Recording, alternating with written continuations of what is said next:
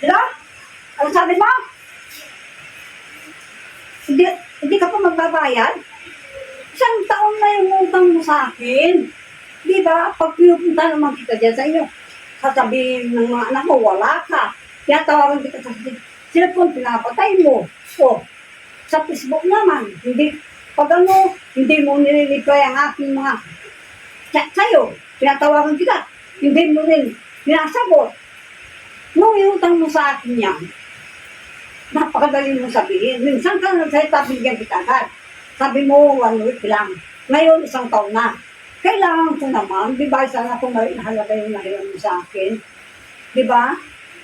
50,000 ang nahiram mo sa akin. Tapos sasabihin mo sa akin, bukas. Puro bukas. Ano ba talaga? Sabihin mo. Ang totoo. Para hindi kita asahan. Dahil ako naman nakakaunawa ko. Pero mo 1 taon na kitang pinagpasisyan. Tapos pagkatawagan kita, grabe ba yun ang ginagawa mo? Eh paano sino naman hindi magagalit sa iyo? Nung kinuha mo sa akin ang walang sabi-sabi, binigyan kita, di ba? O.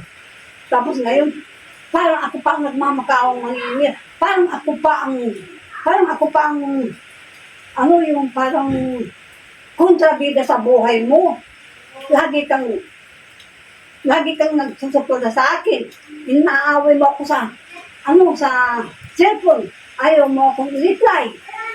Paano kita makakausap ng maganda kung ganyan ang ginagawa mo sa akin? Nung binigay ko sa iyo yan, walang hindi ganyan ang sa akin, salita mo. Nagmamakaawa ka pang hiniram sa akin, o, diba? Minsan lang, binigay kita agad. Tapos ngayon, ano? Ay, naku, hindi. Ikaw pa ang nang-aaway sa akin ngayon. Ang taas ng boss mo.